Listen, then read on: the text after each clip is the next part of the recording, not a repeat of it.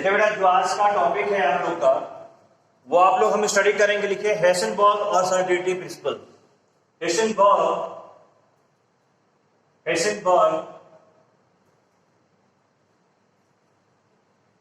Uncertainty principle. Uncertainty principal.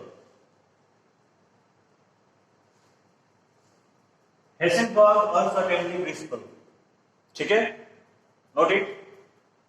कभी कभी इसको हेसेनबर्ग भी बोलते हैं, हेसेनबर्ग अनसर्टेनिटी प्रिंसिपल। ठीक है, हेसेनबर्ग अनसर्टेनिटी प्रिंसिपल। ठीक है, लिखिए इसमें it is impossible to measure simultaneously, it is impossible to measure simultaneously both the position and the momentum of the microscopic particle with absolute accuracy। मतलब हम एक साथ किसी चीज का पोजीशन और मोमेंटम एक साथ नहीं गेन कर सकते विथ एक्यूरेसी नहीं होगा।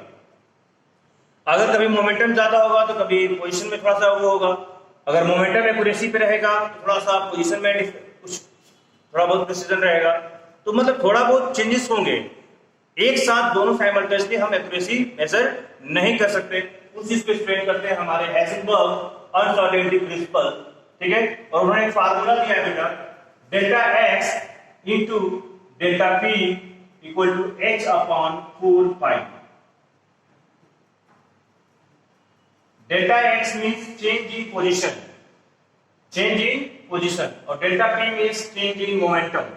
ठीक है, इसी को अगर हम फर्दर एक्सपेंड करके अगर इसको लिखें, इसको हम लिख सकते हैं मोमेंटम बराबर होता है mass into velocity, m delta v h upon 4 pi. h आपका प्लैंक कांस्टेंट है बेटा। h क्या है बेटा आपका? Planck constant. h is your Planck constant. Delta x into delta p greater और equal to h upon 4 pi, या delta p को हम मोमेंटम ये है, इसको हम लोग और कह सकते हैं मास इनटू वेलोसिटी। ये बेटा आपका क्या है?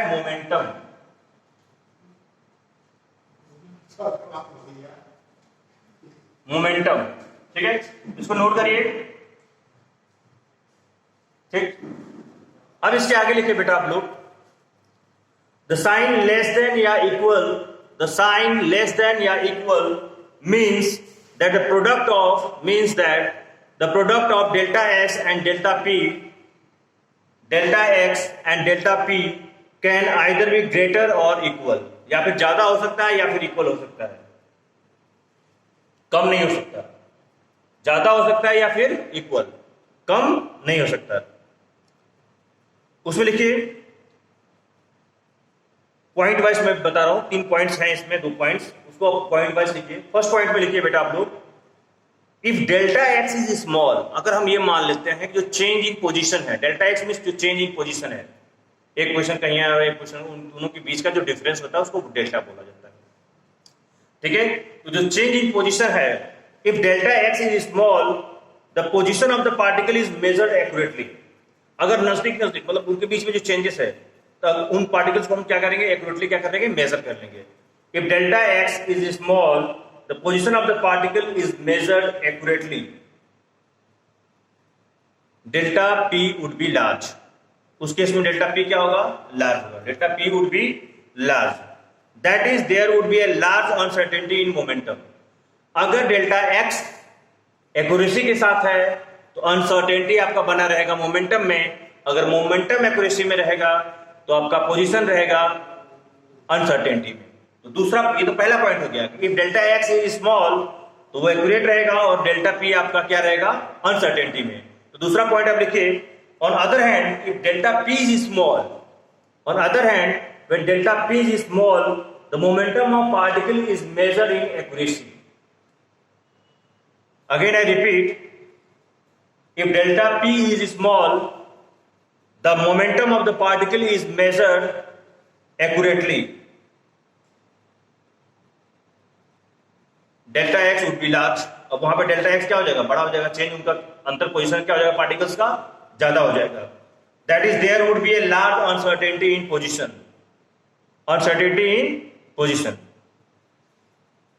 ठीक है, अब इस पे हम लोग क्वेश्चंस वगैरह करेंगे, ठीक है। एक तो पीछे हम लोगों ने एक फार्मूला बताया था लैम्डा बराबर h अपॉन में mv वाला, ठीक है। वो वेवलेंथ पे क्वेश्चन हम सॉल्व करेंगे और अनसर्टेनिटी पे क्वेश्चन सॉल्व करेंगे, ठीक है। कल क्लास नहीं हो पाया था, ठीक है, कुछ प्रॉब्लम थी वीडियो वगैरह। आज न्यूमेरिकल वाला हम लोग पार्ट को कवर कर लेंगे, उसके बाद हम लोग क्वांटम पे आएंगे, ठीक है। दो दिन पहले हम लोग न्यूमेरिकल सॉल्व करते हैं, उसके बाद हम लोग क्वांटम पे आएंगे। क्वांटम इस चैप्टर का सबसे इंपॉर्टेंट टॉपिक है, ठीक है। क्वांटम, उसके बाद बॉन्ड ऑर्डर, उसके बाद हाइड्रोजन बॉन्डिंग, उसके बाद ये चैप्टर कंप्लीट हो जाएगा। बड़ा चैप्टर है, ठीक है। ये चैप्टर कंप्लीट होने के बाद आपके चैप्टर थोड़ा इजी आएंगे, क्योंकि इजीली आपके खत्म हो जाएंगे। तो आप वरी मत करिए कि आप अभी सेकंड चैप्टर में हैं। सेकंड चैप्टर थोड़ा लंबा चैप्टर है, इसको हम कंप्लीट करते ही हमारा थर्ड चैप्टर बहुत इजीली वे में कंप्लीट हो जाएगा, क्योंकि थर्ड चैप्टर को हम लोग क्लास 10th और 9th में उसके बेसिक चीजें पढ़ चुके हैं, ठीक है। थर्ड चैप्टर कंप्लीट होने में 2 या 3 दिन मैक्सिमम, ठीक है। अब हम आते हैं कुछ न्यूमेरिकल क्वेश्चन सॉल्व करते हैं। क्वेश्चन नंबर 1 आप लिखिए पहले, calculate the wavelength of electron, calculate the wavelength of electron moving with velocity, calculate the wavelength of electron moving with velocity, moving with velocity 10 की पावर 5 मीटर पर second, 10 की power 5 metre पर second. मैंने क्या बोला? 10 की पावर 5 मीटर पर second, ठीक है। अब आपके पास वेवलेंथ पूछ रहा है, लैम्डा बराबर क्या होता है? h upon mv। यहां इलेक्ट्रॉन की बात कर रहा है, h का वैल्यू क्या है? 6.6 into 10 की पावर -34 अपॉन में 9.11 into 10 की पावर -31 into 10 की पावर 5, ठीक है। सॉल्व करिए। 6.6 into 10 की पावर -34, अब ये ऊपर जाएगा बेटा तो आपका हो जाएगा 10 की पावर +32 +31, ये ऊपर जाएगा तो -10 की पावर -5, तो माइनस वाले दो है, -34 है -5, ये -39 हो गया, और -39 में से +31 माइनस करेंगे आप तो आपका वैल्यू कितना आएगा? 10 की पावर -8, 6.6 into 10 की पावर -8, 6.6 into 10 की पावर -8 मीटर, 6.6 into 10 की पावर -8 मीटर, ठीक है बेटा। तो ये हमने वेवलेंथ वाला फंडा का क्वेश्चन किया। अब थोड़ा इसी हम लोग रेशियो वाला क्वेश्चन को फाइंड आउट करते हैं कि रेशियो वाला क्वेश्चन, देखिए रेशियो का कंपटीशन में क्वेश्चन आपसे रेशियो देता है, ज्यादा सॉल्व करने के लिए नहीं देगा, क्योंकि टाइम आपका 1 मिनट रहता है, तो उसमें आपसे आपका दिमाग का टेस्टिंग करेगा कि आपको बच्चे को आ रहा है नहीं, कंपेयर करने आ रहा है कि नहीं, ठीक है। तो रेशियो फाइंड आउट करने के लिए क्वेश्चन आपको देगा, उसमें लिखिए फर्स्ट लिखिए क्वेश्चन, बहुत इंपॉर्टेंट क्वेश्चन है एनसीईआरटी का। लिखिए the two particles A and B, the two particle A and B are in motion. The two particle A and B are in motion if the wavelength associate with particle A, if the wavelength associate with particle A 5 into, एक particle A है जिसका wavelength दिया है, मान लो lambda A जो दिया है 5 into 10 के पावर 8 मीटर, 5 into 10 की power -8 metre, and calculate the wavelength of particle B, calculate the wavelength of particle B if momentum is half of A, if momentum is half of A, जो B का momentum है, मतलब B का जो momentum है बेटा वो P का मोमेंटम का क्या है बेटा? आधा है, ठीक है। तो क्या लिखा हुआ है? If calculate the wavelength of particle B if the momentum is half of A। ये क्वेश्चन बहुत ही इंटरेस्टिंग है, आप इसको सॉल्व करिए, ठीक है। 2 मिनट टाइम दे रहा हूं, उसके बाद मैं आपको खुद कैलकुलेट करके बताऊंगा, जिसको आ गया वो चैट में अपना आंसर डाल सकता है, ठीक है।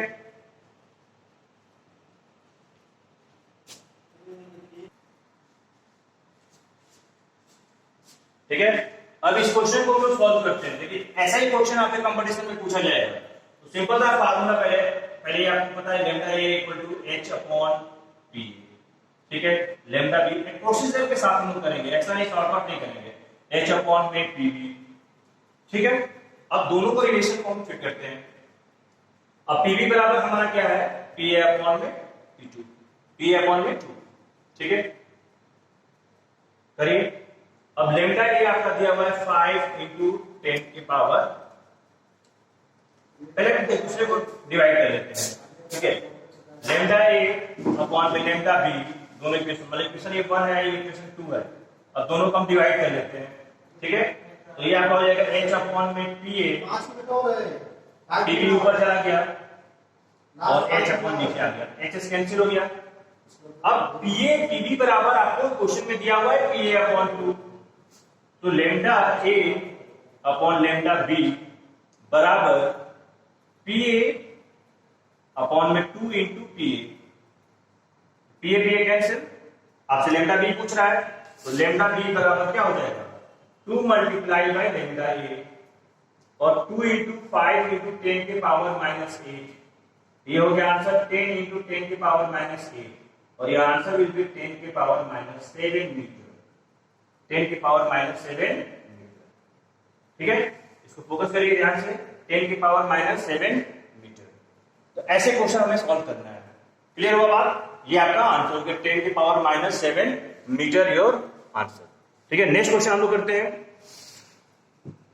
नेक्स्ट क्वेश्चन पे आ जाइए बेटा। Calculate the kinetic energy of moving electron, calculate the kinetic energy of the moving electron which has wavelength 4.8 picometre. Wavelength दिया बेटा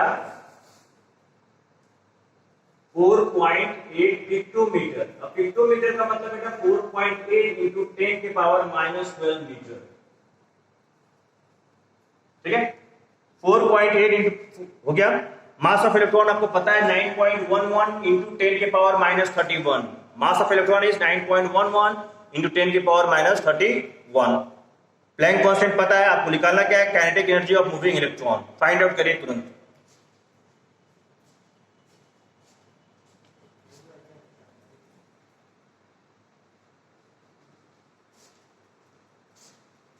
ठीक है, हम लोग क्वेश्चन करते हैं सॉल्व।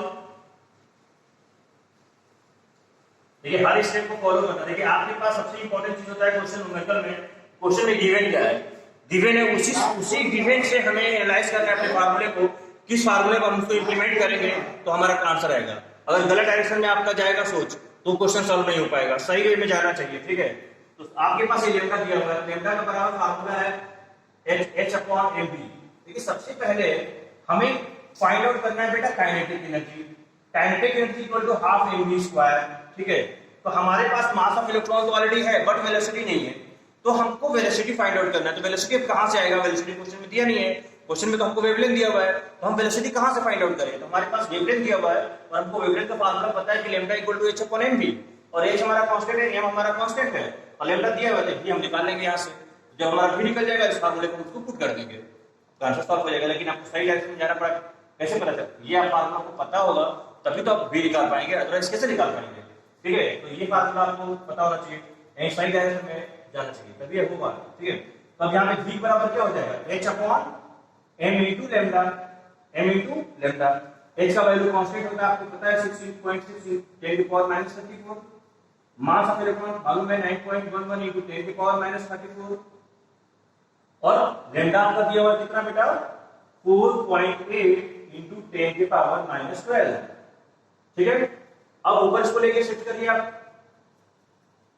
6.6 इंटू 10 के पावर माइनस 34 इंटू 10 के पावर 31 इज 1 है इंटू 10 के पावर प्लस 12, ठीक है। नीचे है बेटा आपका 9.1 इंटू 4.8, ठीक है। अब ये 31 और 12 कितना हो गया 43 हो गया और ये माइनस 34 है, ठीक है। तो 43 में से माइनस 34 घटाओगे तो कितना आएगा बेटा 9 आएगा। तो 6.6 इंटू 10 के पावर 9 ये आ गया। नीचे आता है 9.1 इंटू 10 के पावर 4.8 इंटू है, ठीक है। तो ये हमारा वेलोसिटी आ गया। अब इसको हम कटा नहीं रहे, ठीक है। अब इसको कटा नहीं रहे, ये हमारा आ गया वेलोसिटी, ठीक है। अब इस वेलोसिटी को हम पुट करते हैं यहाँ पे,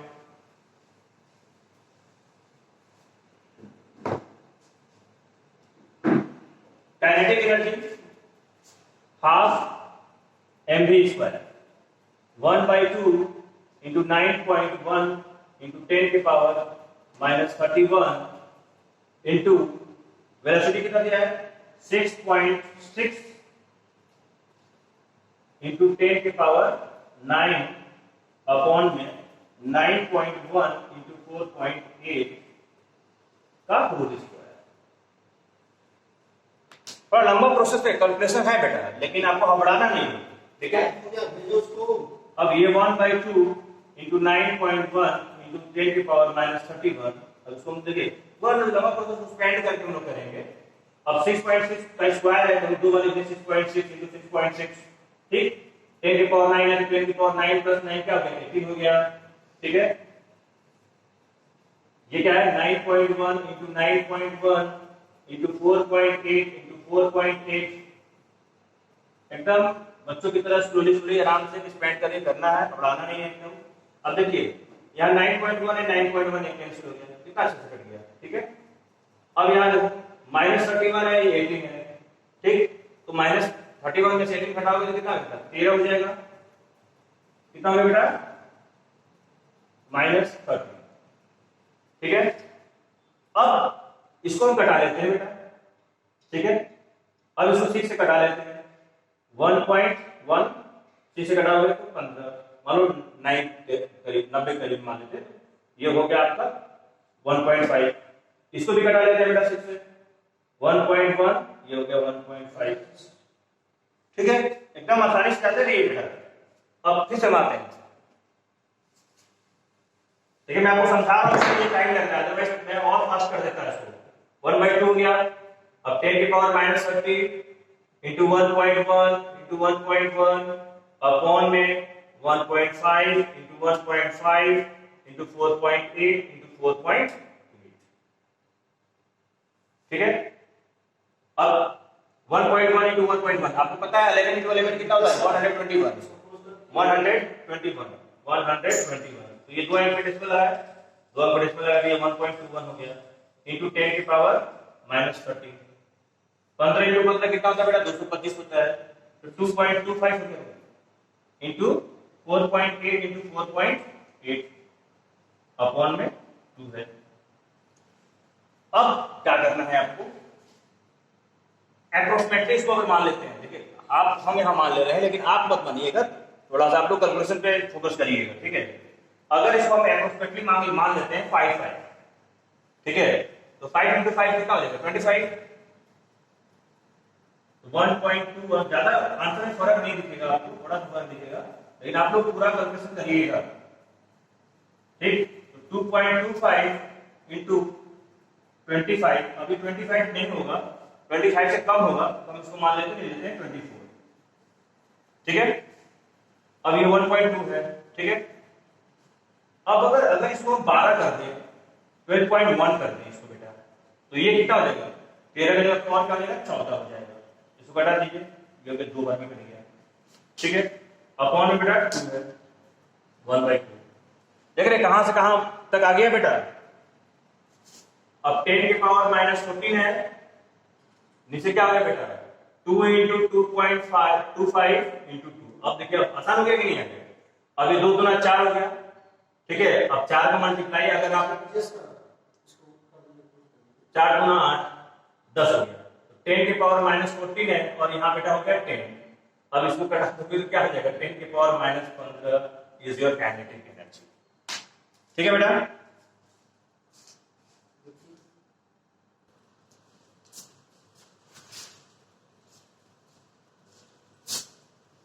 नेक्स्ट न्यूमेरिकल पे आ जाइए आप लोग।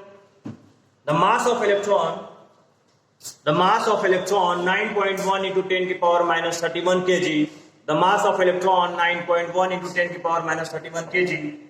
If it's kinetic energy is, देखिए क्वेश्चन को रिवर्स कर रहा है बेटा, क्वेश्चन को रिवर्स कर रहा है। पिछली बार में क्या दिया था, वेवलेंथ दिया था और काइनेटिक एनर्जी पूछ रहा था, अभी क्या दे रहा है, काइनेटिक एनर्जी और आपसे पूछेगा वेवलेंथ।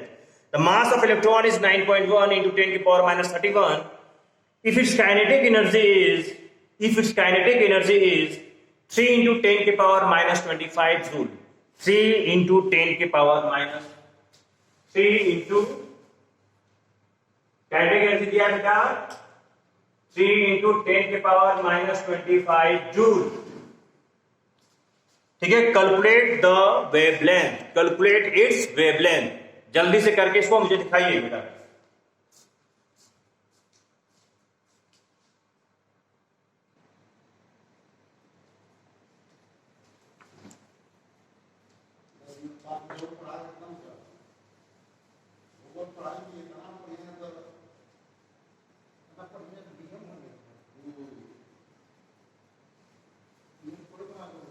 ठीक है बेटा, तो हम लोग आते हैं अपने टॉपिक पे। क्वेश्चन आपको सिर्फ वेवलेंथ पूछ रहा है, ठीक है, और आपके पास काइनेटिक एनर्जी दिया हुआ है। काइनेटिक एनर्जी दिया हुआ है 3 × 10⁻⁻25 जूल, ठीक है। तो काइनेटिक एनर्जी क्या फार्मूला है बेटा, 1/2 mv²। इसकी वैल्यू दी हुई है 3 × 10⁻⁻25, ठीक है। अब आपको मास ऑफ इलेक्ट्रॉन ऑलरेडी नोन है, तो v² बराबर अब क्या होगा, 2 × 3 × 10⁻⁻25, ठीक है, अपॉन में m, ठीक है। अब v बराबर क्या हो जाएगा बेटा, अंडर रूट हो जाएगा। अंडर रूट में 2 × 3 × 10⁻⁻25 अपॉन में 9.1 × 10⁻31। अब इसको सॉल्व हम करते हैं। 2 × 3 × 10⁻⁻25 ब्रैकेट के अंदर है आपका 9 × 10⁻31, ठीक है। अभी 31 जब ऊपर जाएगा बेटा तो ये हो जाएगा 10⁻6, बोलिए 10⁻6। अब ये है 3 और 2, ये हो गया 6 और ये हो गया बेटा 9। अब 10⁻6 को अगर हम बाहर निकालते हैं स्क्वायर रूट से, 10⁻3 बाहर आ गया, 6 का अंडर रूट करते हैं तो आप सिंपल तो सोचिए, 2 का स्क्वायर करते हो तो 4 आता है और 3 का स्क्वायर करते हो तो 9 आता है, ठीक है। तो जो 6 का स्क्वायर रूट होगा वो नियर अबाउट आपका होगा 2.4। अब मैंने 2.4 क्यों लिख दिया, ये भी सोचने वाली बात है यार। 2.5 × 2.5 करते हो तो क्या आता है, 6.25 आता है ना बेटा। तो 6.25 आपको 6 लाना है तो 2 जो है 5 उससे थोड़ा सा क्या होगा बेटा, कम होगा, यानी आपका आंसर क्या होगा 2.4 होगा। ये बात कर दी मैंने। और 9 का स्क्वायर क्या होगा, अंदर रूट करेंगे तो 3 हो गया, इसको कटा लिया बेटा 0.8, यानी 0.8 × 10⁻3 या 8 × 10 के पावर कह सकते हैं 2। तो ये आपका आ गया क्या चीज, वेलोसिटी आ गया। ये आपका क्या आ गया, वेलोसिटी 8 × 10⁻2 मीटर/सेकंड। लेकिन आपको फाइंड आउट वेलोसिटी नहीं करना था बेटा, लेकिन बिना वेलोसिटी के फाइंड आउट किए आप वेवलेंथ निकाल नहीं सकते। सबसे पहले आपने वेलोसिटी निकाला, अब इसको हम पुट करेंगे लैम्डा पे। Lambda = h/mt। अब h की वैल्यू है 6.6 × 10⁻34, मास ऑफ इलेक्ट्रॉन 9.1 × 10⁻31 इनटू वेलोसिटी कितना दिया है 8 × 10⁻2। ये करा दिया इसको, ये 29 हो गया। 29 पर क्या 6.6 × 10⁻34 × 10⁻